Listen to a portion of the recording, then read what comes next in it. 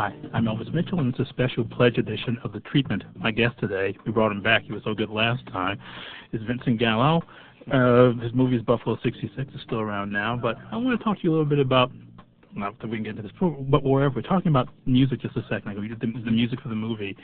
And what's interesting about it is that it sort of changes from scene to scene, but the movie in its way is kind of a musical. I mean, people come alive when music is played around. I'm very happy that you said that, because no one notices that. The film is a pure musical. That's how it was conceived by me, and that's how it was presented by me. It's a musical, and the musical numbers are significant, and they're traditional musical numbers in a way, and certainly my artistic or creative sensibilities, I hate to use, well, creative sensibilities, my aesthetic, my point of view was certainly formed and developed through listening and playing music. So of course I did a lot of visual art too, but really my interest, my collecting, my hobbies, everything revolves around music and listening to music.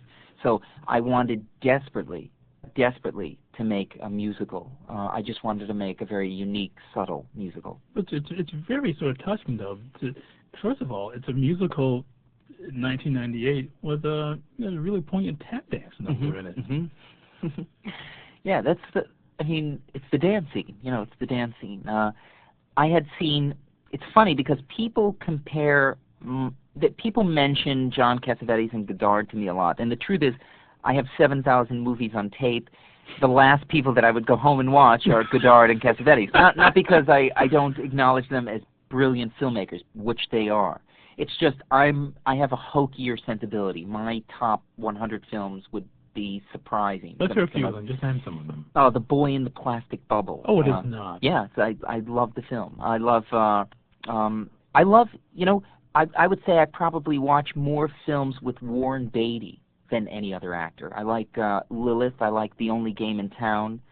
I like All Fall Down. I like Mickey One. But those are interesting movies when he's still working himself out as an actor. Yeah, I mean, they're brilliant films. He's been in, you know, not to toot his horn too loud, but even though he's kind of my idol. Okay. No, I'm kidding. I mean, he has been in more interesting films than most other interesting talent. Well, certainly major stars of his generation. Yes. I mean, if one chronicled the careers of, let's say, 100 of the actors that had the biggest impact, his filmography would be surprisingly interesting. I mean, but you're talking about the movies of his that basically nobody has seen. Nobody had seen Lilith. Yeah, no one had seen Mickey One. No one had seen Only Game in Town. I mean, and if you look no one had seen All Fall Down. Absolutely. And if you look at Bulworth, a lot of stuff from Mickey One is in that picture. Yes, but in an unfortunate way. Well, that's in an true unfortunate too. way.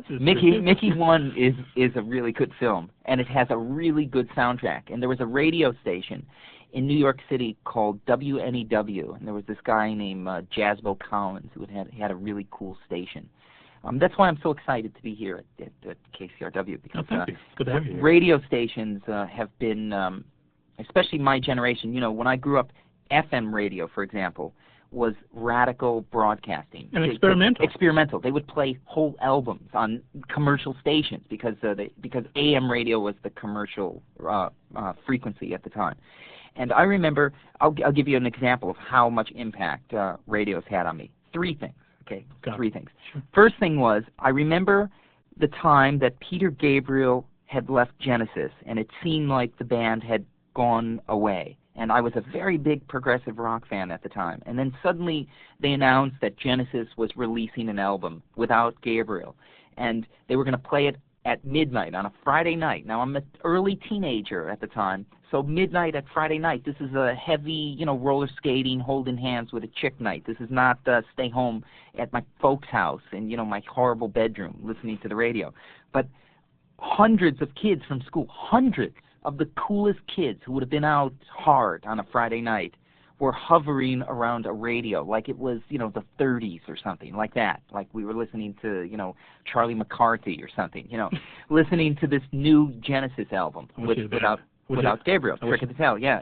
And it was just it was my last moment, because we had done that many times earlier, but that particular time was the last moment that I had that kind of shared radio memory with a friend. And there was something really fantastic about it, and I miss that. But when I came to New York City, the first day that I arrived in the city, I had a small transistor radio, and I was kind of homeless for a little while there. And I didn't want to leave my car, and I was living in my car, so I listened to my transistor radio in the car, and I happened upon WNEW, because it was only an AM radio. I used it for listening to baseball. And he played Stan Getz with Eddie Sauter from the album Focus, and which blew me away. And then he played the soundtrack to Mickey 1, which made me see the film Mickey 1, which heavily was a cinema awakening for me. But here it is 20 years later, and I was able to acquire the rights to the Focus album, to the song I Remember When, and use it in my film. But that's a heavy catharsis for me. I mean, it was really a great moment. That piece of music is really strong, and I had never heard orchestrated jazz structured like that. Getz is brilliant, brilliant. Another big, I'm a big fan of Getz and Eddie Sauter. The Sauter-Finnegan band was brilliant. But there's also progressive stuff. You got King Crimson. I got a King Crimson record, which was the first album that I bought, non-Beatle album, as an 8-year-old. Okay, the first non-Beatle album that I bought was Court of the Crimson King, because I was told that it was very similar to Sgt. Pepper's. Who told you that? One of my freaky cousins. He said it was very big like that I would like it. I had a couple cool Vietnam vet cousins, Italians. Those Italian immigrants, they were into progressive rock, so they were kind of into things.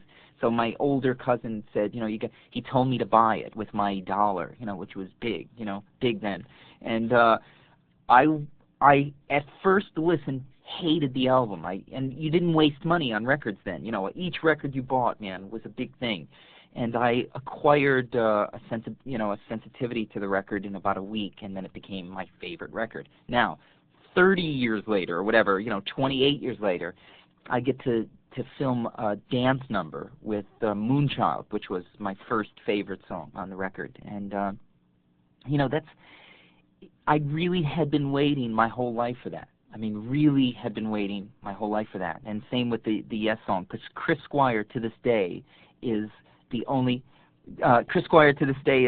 person that I've ever really idolized throughout my life. I mean, still, I would get excited. Well, he's not here, but I'm Elvis Mitchell. It's a special pledge edition of The Treatment. I'm talking to Vincent Gallo. What's interesting, too, all the stuff you're talking about, as well as the movies, that there's a real dense sound. The engineering is very important, and the sound is important in your picture, too. Yes. Well, I told you earlier that I collect pre-war sound equipment, triode amplifiers from Western Electric, and a lot of recording gear. I have a very large microphone collection and recording equipment collection from the 30s, 40s, 50s. You like that warm tube sound? Is that what it is? Yeah, it's even more than that, because the real high-end gear, the real professional gear at that time, it's not just about that warm tube sound. It's extremely detailed and articulate and musical, and it has a lot of presence. That's really, anybody who buys a Macintosh amp, that's that warm tube sound. But the professional broadcast gear from that time is as detailed and as modern sounding as anything made now. It's just much more musical. Well, I didn't mean to derogate. No. But there's a sense of ambience you get from it. Yes. But I'm being aggressive only because I'm not interested in antiques as an antique collector. For example, a car from the 50s doesn't interest me. It does physically. It's a beautiful vehicle. But I'm interested in performance. I'm interested in evolution of technology and information. So I'm not against evolution in that way. It's just electronics haven't changed after 1939. There's no, other than the integrated circuit. We've understood Ohm's law a long time ago. What has changed is manufacturing techniques have decreased. But stereo. Stereophonic, you can use dual monophonic equipment. You can use pairs of any monophonic equipment to listen to stereo. I don't listen in stereo anyway, so I don't have that problem. I only listen in mono. You don't? No, and my film is in mono, by the way. And the music that I made for the film is in mono. It's recorded on a single-track Ampex. But I was saying before, because I really want to tell the people in the Los Angeles area that because I travel, I drive across the country in my car all the time, listening to the radio all the time, that they don't. I think they should close their eyes and thank whichever God they have that KCRW is still going in LA, because it's by far the best radio station in the United States. That's why I put up with the change of plans like 50 times to come here, because it's I missed the plane. Okay. No, it's the greatest. Thank you. Thanks for busting me on that. Why don't you here slap me? No, it's so good. Maybe you can shoot me in the head instead of you shooting somebody else in the head. It says a lot that in a city like New York, where there's a lot of hipsters, that we don't have anything close to the station, and it says a lot for the city of Los Angeles that it is subsidized in a city like this, where people support a good radio station, because it's so great. It's my favorite thing about the city. Well, it's the station. Thanks, and thanks for not busting me on that. Because you know what I would ask you now is, after that saying that, what do you listen to anymore? Because everything is sort of like over-recorded, and that sort of stereo that tweaks everything and flattens everything out at the same time. There is, well, the equipment I listen to is still Western Electric gear and field coil speakers. I have a huge collection. God. Yeah, huge collection of gear. My hi-fi, I mean, kids come over, the youngsters come over, and they never forget. I mean, you know, they never forget the Gallo tour. But I buy records still. I have 15,000 albums. Anything that comes out on vinyl, I'll buy it. So, and there's a lot of things that I like still. I like a lot of new records a lot. So, well, I'm curious, like what? Because I mean, I'm thinking about. I like this girl, Shawn Marshall from Cat Power. I like her very much because she's very subtle and pretty and good. Her records are really good. There's a couple bands like the band Elf Power. Sure. I like them. So many records. I mean, I can name a million, but the things you're talking about they, strictly speaking, aren't lo-fi in the way a lot of stuff is nowadays. No, they're not. They're not. But there's so many records in my collection that this is, again, back to the point. One shouldn't subdivide a century into too small of microcosms. If I have a record from 15 years ago, in the context of the evolution of mankind, that is not an old record. So it may be not the most current record. It may not be the record of the exact moment. But if I'm listening to music from the jazz from the 40s and 50s, and classical music and rock records from the 60s and 70s, I hate to think that I'm going down memory lane. What I feel like when I'm listening to those records is I feel like I'm watching modern classics or listening to modern classics. That's why when Paul Anderson uses music from the 70s for Boogie Nights, you know, everybody gets to smile and laugh going down memory lane of the car. You know, most of the people who see the movie had never even bought records. You know what I mean? They were not even music lovers, but they remember a tune from the radio. When I used the Yes music and the Crimson music, I did not want to stigmatize my film in that way. It's not a trip down memory lane. No, I never heard that Crimson song in the movie Those are very eclectic, modern, classic pieces of music, and the way that I used them was to transform them further into being as timeless as possible. But then they're not pieces of music you expect to hear in a movie. No, they're not. They're not. They've never been licensed, either of those bands, for movie soundtracks. But the thing is, you don't also, I mean, there are some songs by Emerson, Lake and Palmer, there are some prog songs that would have screamed out, you know, 70s prog. I feel that the music that I chose was able to transcend. My film doesn't feel old in that way. I tried to make it a bit classic, or, you know, timeless in that way. That's why I art directed and used film stock and music and a sensibility that, even in the casting, when one casts ethnically now, one kind of homogenizes the cast. You know, they kind of place ethnic characters in roles as a kind of way to balance what is thought as contemporary percentages. You know, my film is very extreme in that way. There's a scene where there's an Asian lawyer and a woman judge, and it's shocking. It is. I'm sorry, we're about out of time again. It goes so fast.